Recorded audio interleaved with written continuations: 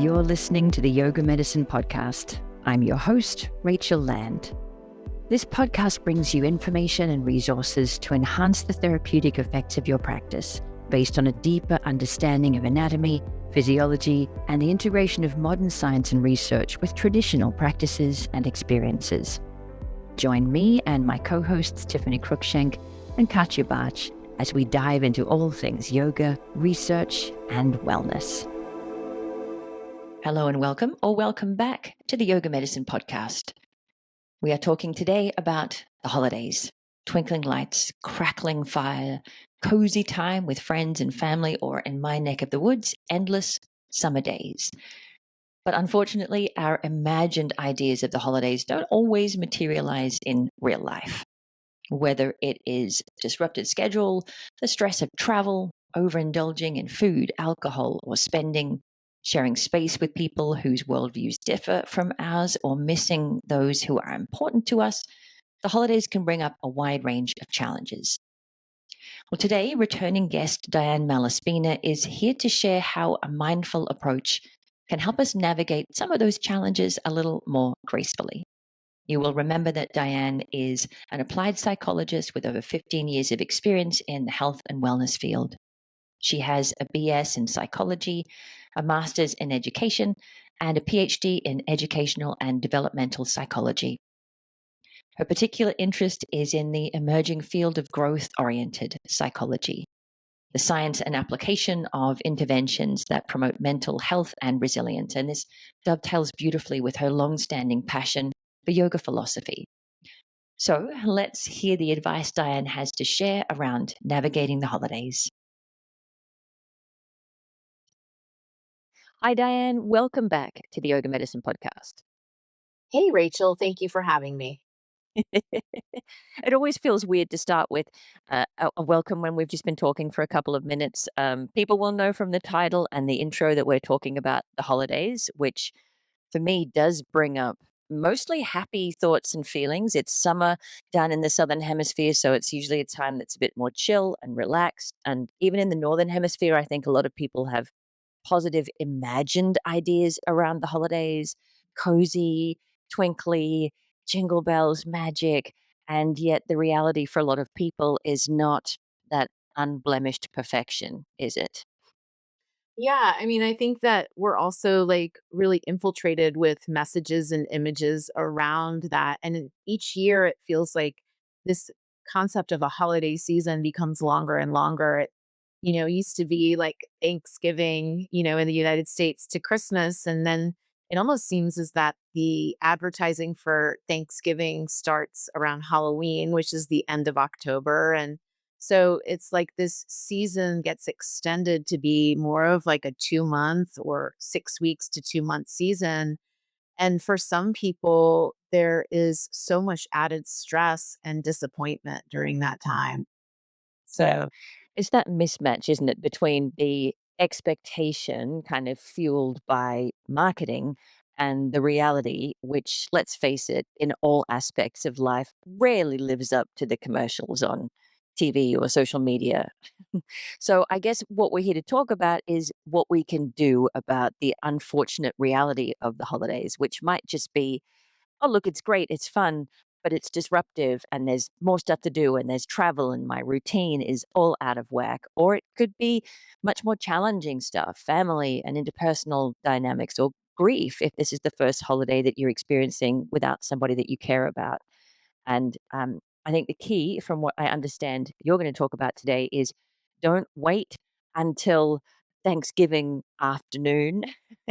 Start thinking in advance as to how you're going to navigate some of those difficulties. Yeah, I think that if you're living year in and year out and you're approaching this time of year and you find yourself really going into a downward spiral in terms of your mood or in terms of the ways that you like to care for yourself, and it becomes this season of feeling out of control or feeling overextended or feeling like it's not meeting this expectation of what our culture might lay upon us as a happy or festive season, then I think it's good to one, bring awareness to that and to really check in with how do you feel around the holidays? And one thing that I really like working on with people is connecting to, in any given situation, especially a situation that challenges us, is connecting to what I like about something and what I don't like about something. And what that does is it brings a sense of clarity around the things that we're participating in that we don't like, and maybe opens up our awareness around how we might be able to shift that in some way, as well as honoring and taking into account what we do like. And maybe that gives us an opportunity to lean more into those different traditions or activities around that time of year. I also think that you mentioned this earlier, is that if there's a pattern of not liking a certain time of year or feeling like there's a sense of getting more depressed or more anxious or feeling like we're indulging more in ways that we don't want to indulge, then why not get ahead of it instead of allowing it to take control of us? And so, Yeah.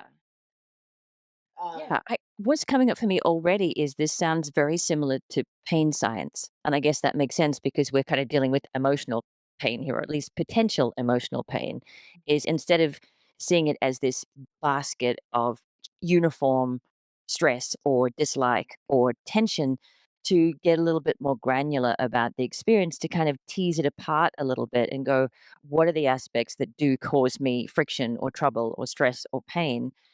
But there are also probably some aspects of it that do bring me joy or satisfaction or connection, and starting to tease apart the monolithic idea to something that is much more specific, and then kind of opens up windows for you to do something about it. Or if there's stuff that you can't do anything about, at least to understand that it's just part of the picture and not the entire picture.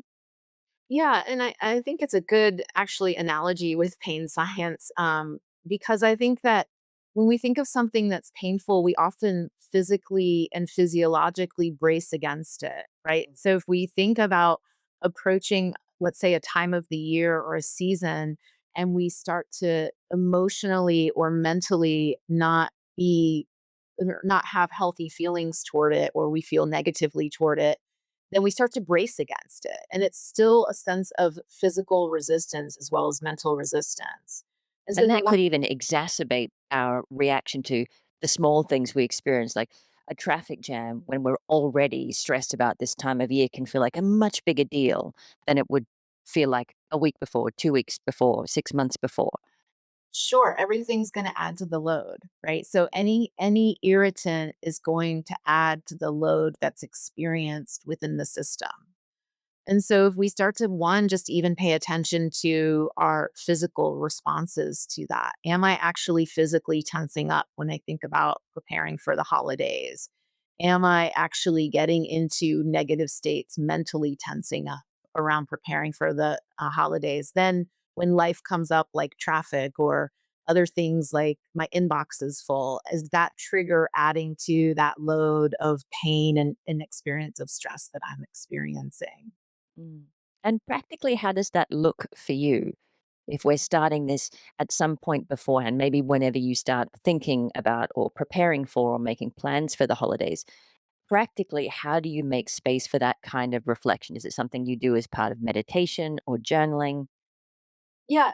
It kind of started off actually as a reflection at looking at the previous year and realizing that at the end of every holiday season, there was a point where I had a pattern of thinking, I wish it wasn't like this, or I wish I could do things differently. So it was actually this feeling of lack of agency that I started to recognize, that I felt like I was kind of a victim to the way that the holiday was going, at least within my family system. This is the way we do things. This is the way I feel like I have to do things. This is the ways I feel that I have to show up.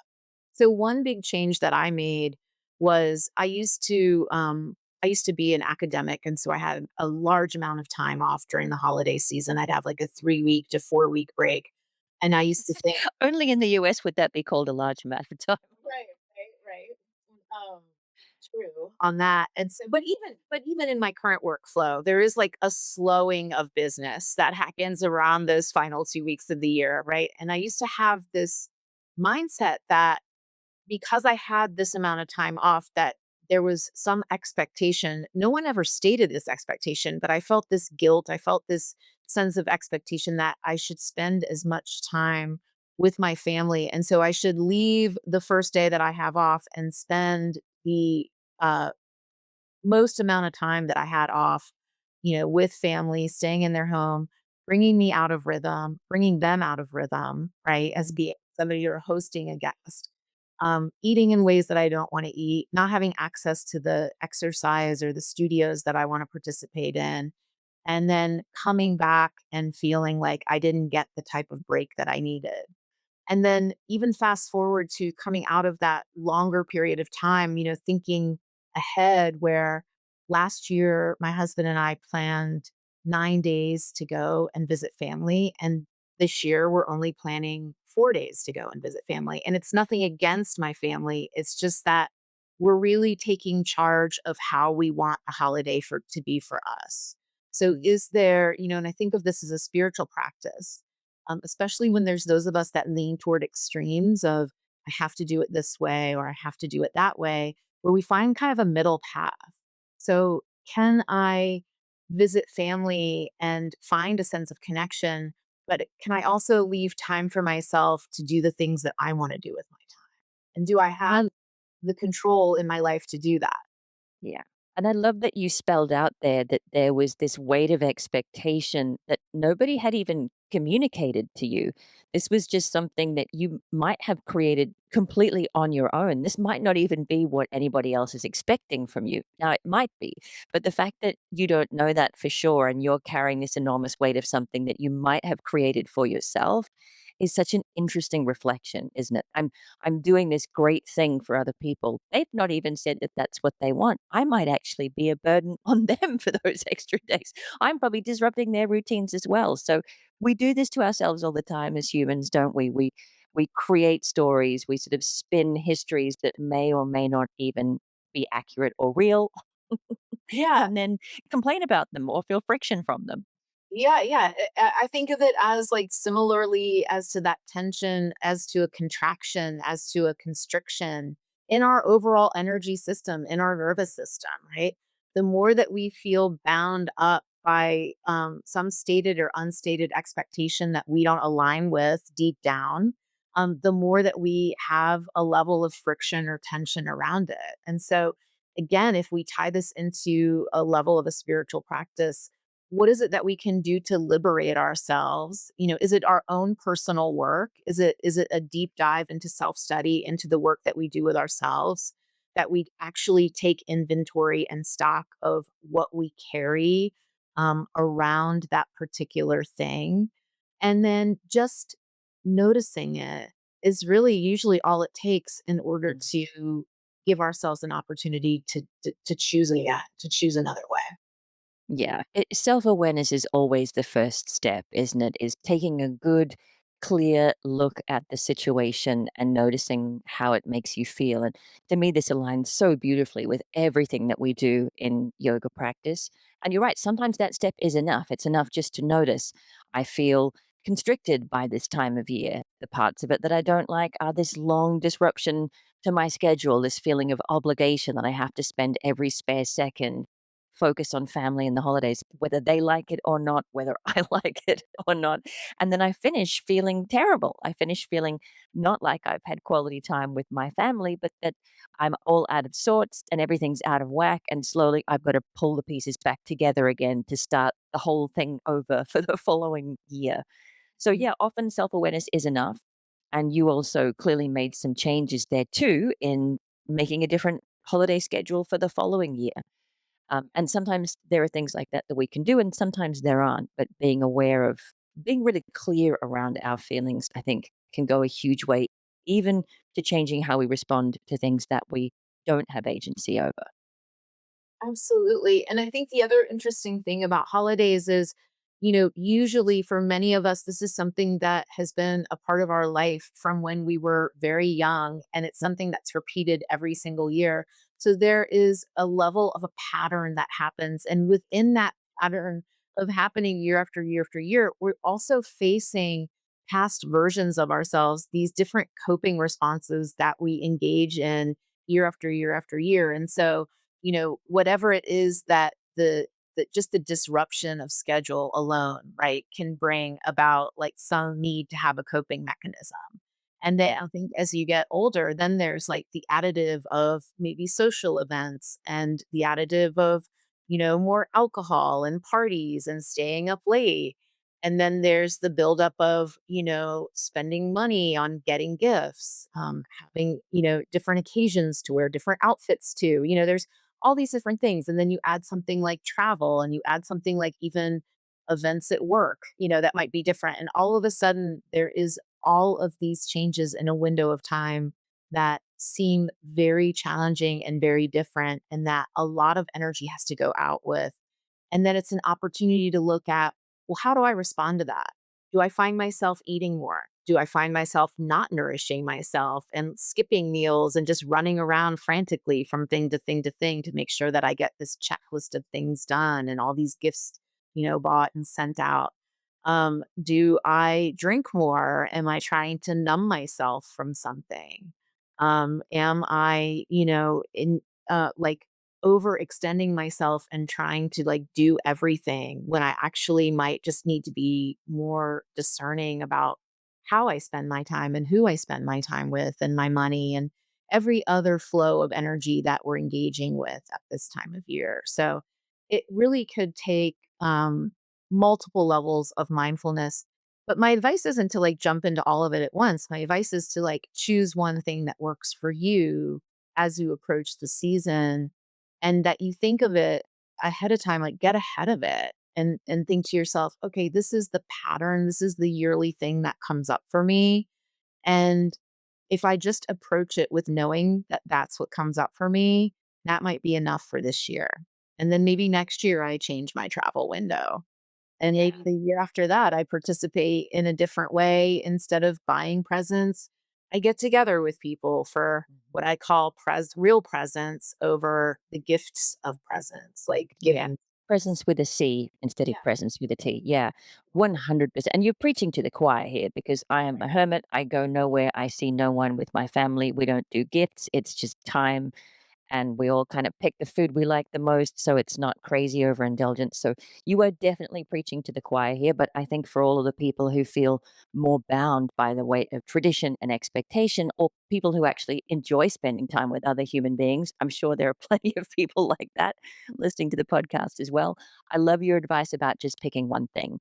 So start by really spending some time in honest reflection around what feelings the holiday brings up, trying to tease those apart to think about what bits do I really enjoy and relish and benefit from, what things create more friction or constriction or tension for me. And maybe there's just one of those things that create friction or tension that you can approach with a different attitude this season. Just one thing, just one little thing that will give you that sense of having a little bit more control over what's happening to you as opposed to kind of being put in the spin cycle and then just busting out the other end, a complete mess, ready to start the year over. Yeah. And, I have found myself as shifting toward the season of, here in the States, it's like we're moving now into the season of autumn. And I'm actually, interestingly, finding myself recommitting to my practices again in a more serious way. For me, summer is quite active. We have more hours of daylight. The weather is warm. We're doing more like movement based activities, more nature based activities. And in this transition, I'm finding myself really craving more of the introspective practice, more of the breath practices, more of the quiet sitting. And maybe that's also just another way to prepare ourselves as we just align with the seasonal change, is that we're shifting into a time that really symbolically was about, honoring a sense of hibernation and darkness and like, the time where we plant the seeds now and then the things that are above the ground tend to die off and the things that are under the ground, are fertilizing and growing into something that can sprout in the spring. But the idea is like, what if we were to live in parallel with nature?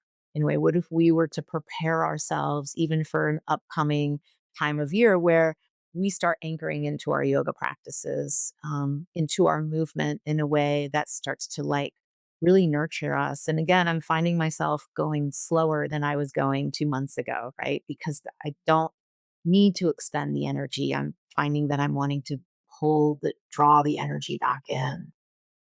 I love that. And I feel like it's a really appropriate shifting of gears from, say, step one was all around being aware, shining a light on things, getting curious about the granularity of your experience. And phase two is then setting yourself up to be less reactive, less carrying less of that friction with you moment to moment and letting small things become big things. And it does fit with the time of year in the Northern Hemisphere to find the little seeds of self care that you can sow that will kind of flourish through not just the holidays, but through the rest of winter. And maybe that is a regular meditation practice. Maybe that is a nourishing breath work practice. Maybe that is some slow and thoughtful movement. It doesn't have to be huge, it could just be small things, little touchstones that you come to each day that create an internal environment for you that is just more grounded and more settled and more centered. And in that state, you can imagine all of the stresses of the holidays are less likely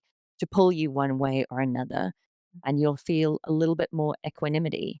Yeah, I love that. My thing lately with all of this type of self-care is really like the microdosing approach is taking a 2 minutes to sit and breathe or to sit outside in nature and, just take it in or to move a little bit in a way that facilitates a sense of like openness and freedom and relaxation. And I think that that's a great way to prep too, that if you are immersed around people that might be triggering you, is that, okay, maybe there's a difficult conversation happening at the dinner table and, you decide to take a moment to take a few slow, deep breaths and feel into your internal experience. Maybe you withdraw your senses from the conversation at the table and you maintain your seat at the table, but you're actually more present with your internal landscape. And those are skills that you can cultivate, right? Starting anytime. Yes. Yeah, I think that's so practical because then it doesn't matter whether you're traveling, it doesn't matter whether you're staying with friends or family, it doesn't matter whether you're at a dinner party or a function.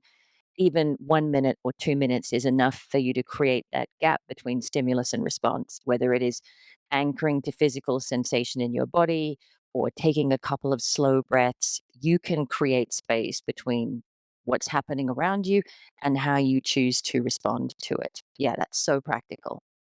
Yeah, and the thing is what we know too is that if you do this on a consistent and regular basis, you change your baseline level of reactivity to the stimulation in the environment, right? And so if something feels particularly triggering, um, you have an opportunity to work with your own physiology with a little bit of time and consistency, to actually shift how reactive internally you feel toward things that trigger you. And I think, again, like going back to just taking an inventory of what those things are is a really good approach to then step into methods for regulating yourself. And you can do that, obviously, like the most practical and quick way to do that is usually through a breathing technique. But there are other techniques as well that are often yoga practice related, mindfulness practice related. And, they're very powerful for actually shifting your energy and your nervous system response. And oftentimes, one person's shift, because of this concept of social engagement, contagion, in a sense, that the way that I hold myself and the way that I react to the environment actually influences the way others do, that we can actually maybe even shift the entire, dynamic that we're in by working on ourselves. Yeah, and it brought to my mind what you were talking about earlier of, how much tension am I already carrying with me? How much physical bracing am I generating against this psychological pain or discomfort? So if you're not the kind of person who tunes into breath work, maybe you are the kind of person who is sitting or standing in an uncomfortable situation and goes, okay, this is going on around me. What's happening in my neck and shoulders? What's happening in my jaw and forehead?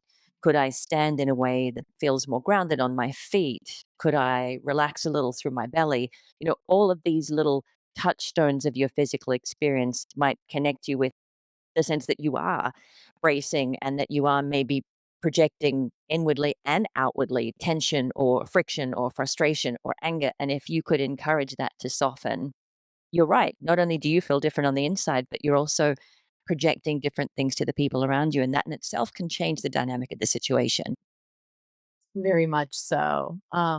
It's really common for me to work with people that are actively working on these tools, and then they go and, visit a loaded family situation, and they go into it, a little like this is usually the way it is, and then they come out with it and they're like, it didn't turn out that way, because of that internal process of being able to soften, is pretty powerful. Actually, Mm. it's a nonverbal tool that we can engage with. We talk about this on pretty much every episode of the podcast how going in with curiosity changes everything, as opposed to going into a situation going, I know what the dynamics are, I know what everyone's going to say, I know what everyone's going to do, and coming in instead with that sort of softness and that receptivity of, I wonder how this will go. I wonder if I can change how I respond. You know, that in itself creates such a different quality and texture to our interactions with other people. I mean, and maybe they don't change. Maybe people still do follow their scripts, but at least you will feel better and that you have choice of whether or not you follow your script. Yeah, and then what's interesting is if you change your reaction pattern to a situation and you learn how to soften into it, or you learn how to hold both the difficult and the ease at the same Mm. time. And then the people around you are still behaving the old ways that they've always behaved, that you're able to tap into the ease. And so, again, like the vibration of it and the way that you process it doesn't feel as strong. Right, and so then you start to open yourself to different options. And I think that that's what's really the tricky part is that if we feel in some way, whether it's traumatized by our experiences with our family members, or whether it's just that we feel that there's been some level of hurt in our interactions, and it's difficult for us to feel that that has reached any level of repair. The thing is that the more that we start to repair whatever it is within ourselves, then we become more solid in the face of people and situations that feel like they make us feel that we can't stand solid on our own 2 feet. So it's really quite powerful. And a lot of that too, to me, is really acceptance. And so the opposite of acceptance is resistance, right? And so again, if we approach these different situations, there's the physical bracing, but then there's the mental bracing of I don't want to do this. It's never going to be the way I want it to be. This is going to really suck. All the different things that Yeah. that go on when we're resisting something. But if we can actually say, I know that this is not something that I enjoy, and it's just a 2-hour dinner. I can get through this, right? Or I can get up from the table and walk away and start doing dishes or go take a few calm, relaxing breaths if I need to. Nothing is forcing you to stay in that situation. And anything that as a child felt like was out of your control, as an adult, you do have the opportunity to say no and to walk away from a situation that's not working for you. Yeah. And that knowing that and feeling that in your body is so different to going into a situation with a here we go again. Just knowing that at some level you're choosing to be here and you could choose not to be changes everything. Yeah. So if step one is being self aware ahead of the holidays, and maybe this happens as reflection after the holidays, but being self aware around what is likely to come up for you and how that actually honestly makes you feel, the positive and the negative. And that is such a yoga thing, isn't it? Being able to hold space for different or contrasting experiences And step two is that sort of self regulation plan of the little things that you can do, the little micro doses of calm that leave you feeling more grounded, more centered, more stable, and remind you that you can create space between what's happening around you and how you choose to respond to it. I guess part three is about sort of having some boundaries, maybe, of stepping into that awareness that I can say no, or I can leave, or I can not attend this event. What are your thoughts on boundaries as self care? Yeah. I mean, it's hard. It's not easy for all of us. I mean, again, it goes back to some of those patterns that started way back when. And so if we have always been the people pleaser and Yeah. or the person that just like sucks it all in and doesn't say anything, but inside we're like boiling because of the conversations that are being had or the questions that are being asked. So we bring awareness to that. We work with some techniques in order to like settle the internal landscape around it, and then we can get proactive. So, is it something that we can say? Is there a verbal boundary like no thank you, or I really don't want to talk about that, or the art of changing the conversation, the topic of conversation, or enlisting an ally, asking, your sibling, hey, if someone starts asking me this question, do you mind interjecting and, helping me out here? Like, is there a tool that you can engage, either using the support of someone else, or is there something within you that you feel ready for? And if you don't feel ready for it, maybe practice it a little bit or journal it out a little bit of how you'd like to see it work. The other option is standing up and walking away.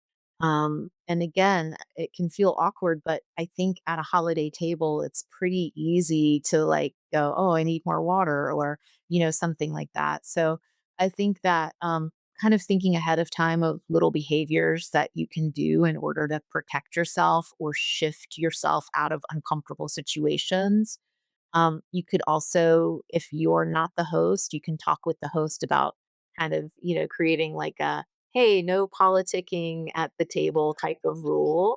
That's That something might be that just a good general rule for every family in the world right now. have that in my family. No hot topics. Yeah. And you can always talk about, maybe there's other memories or other news that's more exciting, personal news that's more exciting to share and talk about. And from there. But I think it's also giving yourself the recognition that the beauty of being an adult is that you don't have to do what others tell you to do. And so just thinking ahead of time, what is one way I can exercise that right for myself? Yeah, and I can see how these really work as building blocks. Like you can't start with Mm, this step if you don't know mm. what feelings the holiday is likely to bring up in you and which sensations are the ones that create tension or frustration for you and which aren't. It's also much more difficult to set a firm boundary if you're feeling dysregulated yourself. Whereas if you're calm, if you're grounded, if you're centered, it seems to go so much more smoothly when you say without internal friction, no, thank you, I've had plenty, or excuse me for a moment, I'm just going to duck to the bathroom. Whereas if you're heightened when you say it, I've got to go. I've got to step out. It becomes much more of a big thing. So I can see how these are kind of building blocks that work together. And unfortunately, if you're listening to this, you know, during your Thanksgiving dinner or your Christmas dinner, definitely next year plan ahead. Do some preparation beforehand because the more you can anticipate, the more ready you will be, right? Yeah, and I also would say within, although I'll give an additional tip within the season, right? So Yes. if you are listening during Thanksgiving, Probably better than talking about politics. So yay you. Good decisions. yeah. But what you could do is actually think about, okay, so this next 6 weeks is a time where I'm actually doing a lot of extra regulating of myself, which in and of itself might feel like a lot of energy. And so you could also think about, okay, I was invited to these different parties. Maybe I don't attend all of them, right? And so it, or I'm going to, another thing that I like to do is I oftentimes like to eat my own dinner before certain events. because I know that I'm going to nourish myself in a way that feels good to me. And then I'm not likely going to be really hungry and then eating things that are going to maybe make me not feel so good. And so my whole thing around that is if you enjoy the sugar, if you enjoy the treats and the alcohol and all of that, it's not that you're saying no because you're putting like, that's not good. Like this is bad. This is a bad behavior that I'm engaging in. But really what it is saying, okay, I've got to feel good and feel in my more like stronger and more capable self. And that takes sort of a 360-degree view of myself. That includes what I eat, that includes my sleep, that includes how much social interaction I have and how much time I have for rest. And so I'm entering a time of year where all of those things usually get thrown off kilter. And so I can also manage myself by thinking about, okay, I'm not going to eat desserts and party food 4 days this week. For two of those occasions, I'll eat dinner first and then I'll just go and enjoy the social part of it. And maybe two of those times I do enjoy, the sweets and the treats and the holiday food. But it's a way to approach it where you feel good about the choices that you're making Yeah. versus feeling like you engaged in some behavior that's now labeled as wrong or bad or, you know. 100%. And for people who cannot imagine comfortably being able to say, actually, I'm good, I've already eaten, I'm here to tell you it's surprisingly easy. It really is. Because I've had times before where I've made plans with people and then I go out and I'm not hungry. I'm not going to eat when I'm not hungry. So I'll just be like, oh, I'm not hungry. And then sit there quite happily making conversation. It's easier than you think once you've kind of burst that bubble, it's less uncomfortable than you'd think. And yeah, I agree. Pick and choose the things that bring you real holiday joy. And if that's champagne, fantastic. If that's chocolate coated almonds, which used to be my nemesis, awesome. Enjoy them. But you want to be mindful. You don't want to finish feeling crap. Enjoy the things that you enjoy and tease out the ones that you don't. Again, it's about the granularity of that experience, isn't it? What makes you feel good? What does bring you joy? What makes you feel more connected and what doesn't? Some stuff you can't change, but you might be surprised by the number of things that you can change. Right. And then you treat yourself well in the 4 weeks preceding the actual holiday event that you might be concerned about, and you go into it feeling like your stronger solid self. So there's that too. When we go into these different events that might cause additional challenge and we're coming in depleted, it's more challenging for us to be able to, put up these boundaries or regulate ourselves. So I think that on every level, there's like a layer of just intentionality. Yeah. And when you're aligned with what you want, and that goes back to really getting clear on what I want and what I don't want. So for me is, well, I don't want to feel tired and not have energy for several weeks on end at the end of the year. So for me, that means I'll do some social engagements, but I limit some because sleep is really important to me. And then it also then became okay, well, maybe 9 days of travel isn't as fulfilling as maybe 3 days could be.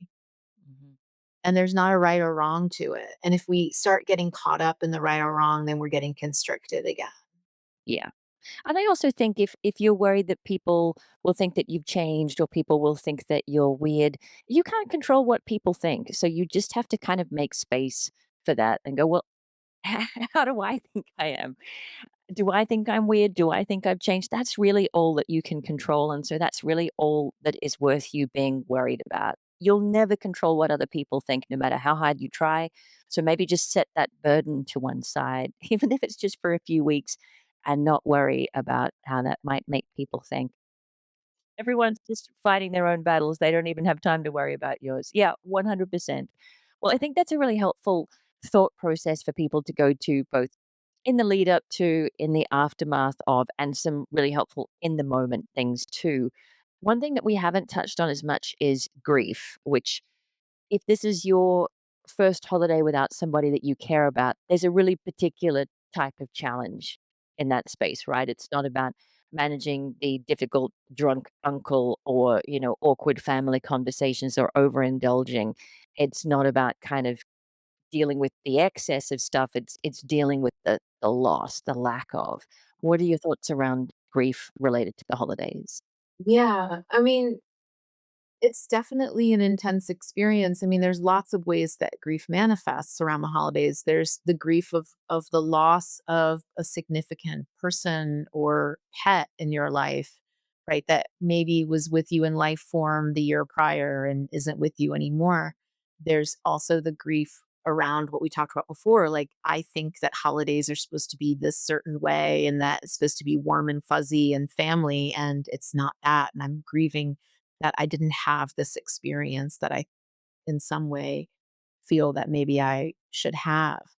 And then there's, multiple other layers of grief. There's people that are going through transitions with launching their children and dealing with elderly parents. And so, like, the landscape of what a holiday always was just isn't the same anymore. Right.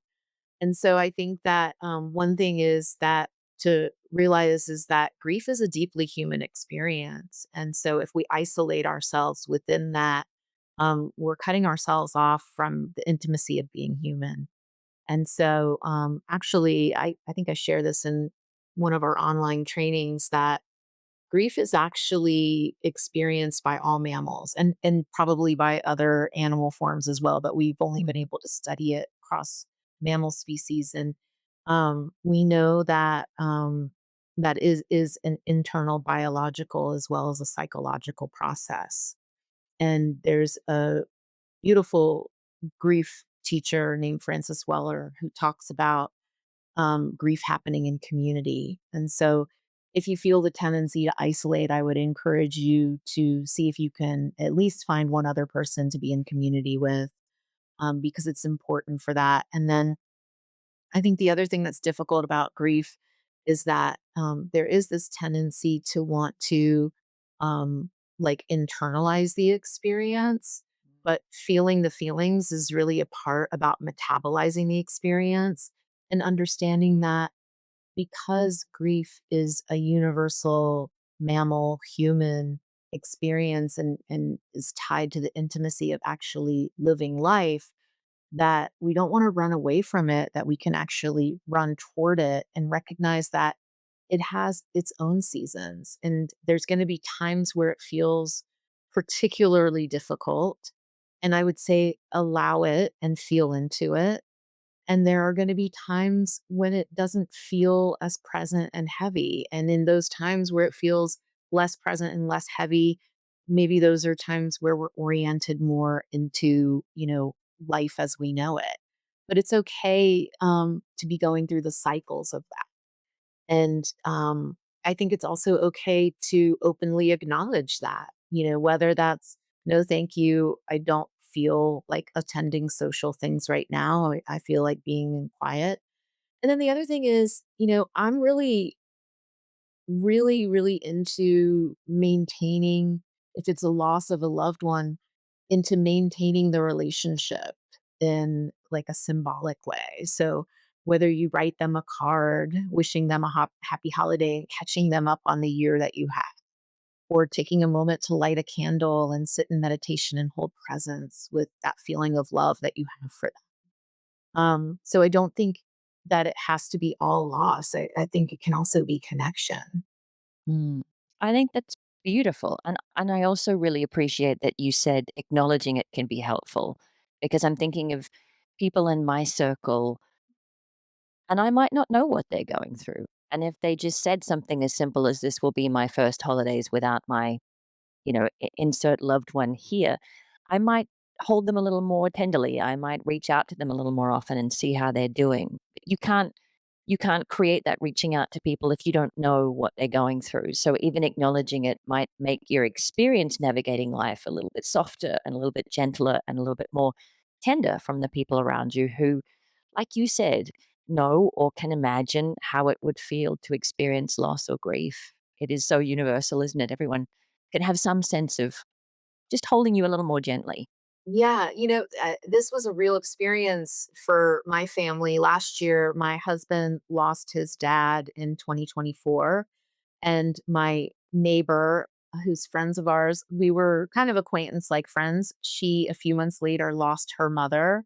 And at Thanksgiving, she invited us to join her family members to dinner out at a restaurant. And so those of us that had lost somebody important to us all came together and joined each other for the Thanksgiving meal. And we did take a moment to remember the loved ones that we lost, but then we ended up having just a really lovely time getting to know each other and hearing about like some of our stories and things that we had never really known about each other. And it was just a really nice way to both reflect and hold space for the ones that we lost and share that common experience.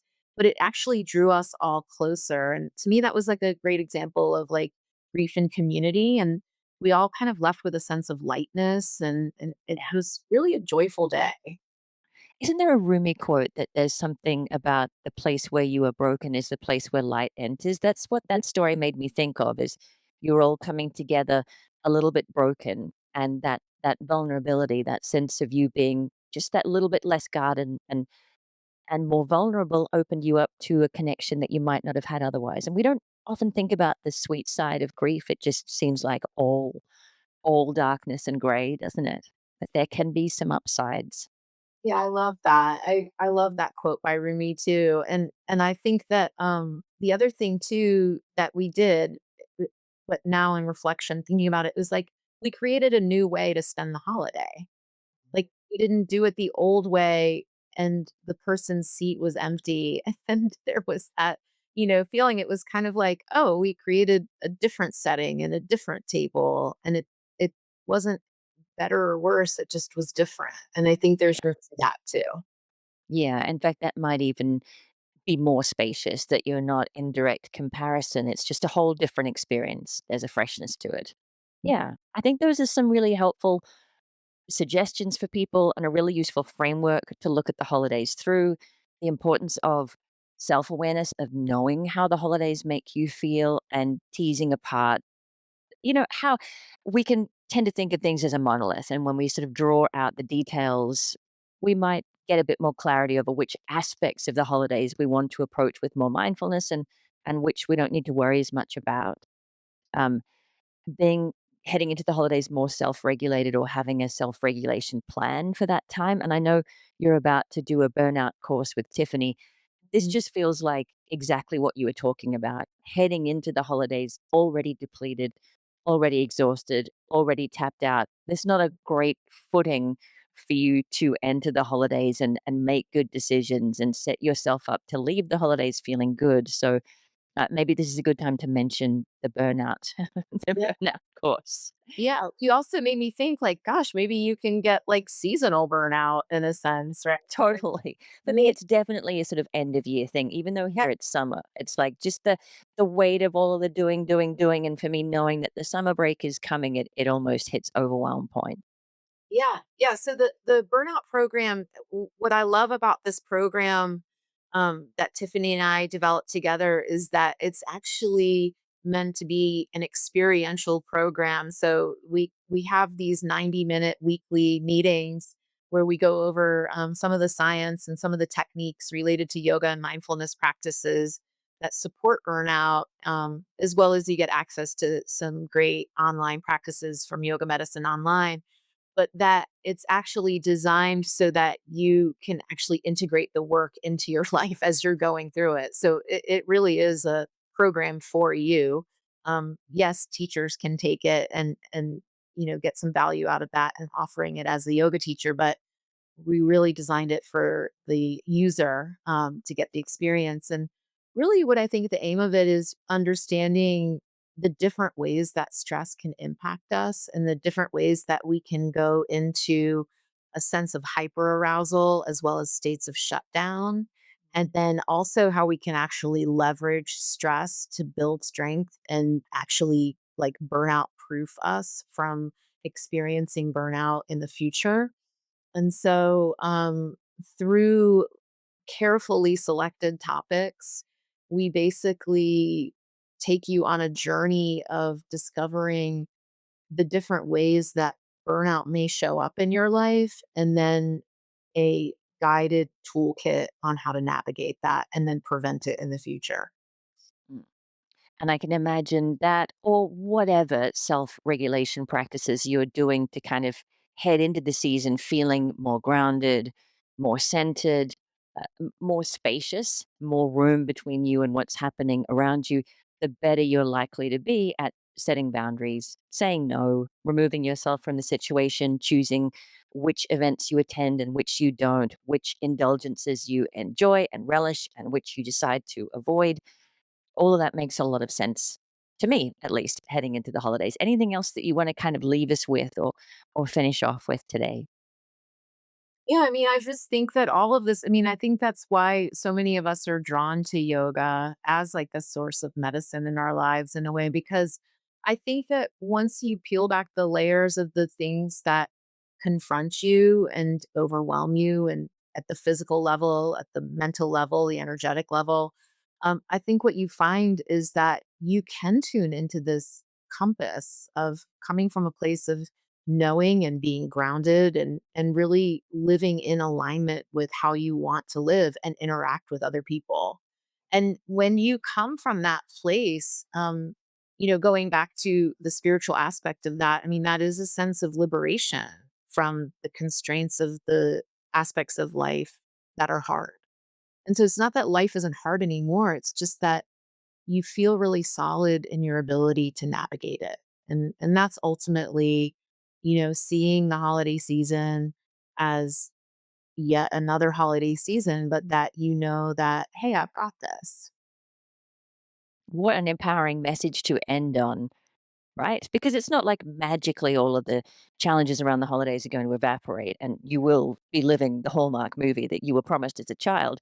Not at all. Life is going to continue to life, but your responses to it can be a little bit different, as well as the choices that you make around it. That's a great place to finish, I think. So, we will link to obviously all the places that people can find you and what you're up to, as well as the burnout course, as well as the grief course that you mentioned as well for anyone who is dealing with loss this time of year or any other time of year.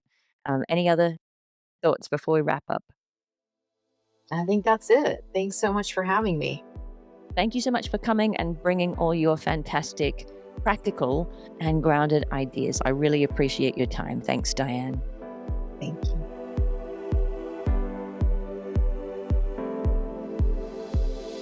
Thanks for listening to Yoga Medicine. If you liked the show, be sure to subscribe and leave a rating and review on Apple Podcasts or wherever you listen to podcasts. And if you got something out of this episode, please spread the word and share it with a friend. You can find more information, articles, trainings, and classes at yogamedicine.com. Check us out on social media as Yoga Medicine, or you can email us at info@yogamedicine.com. Thank you for being part of our Yoga Medicine community. The content of this podcast is not medical advice and is not meant to replace medical care. Please consult your healthcare provider to determine what is best for your unique healthcare needs.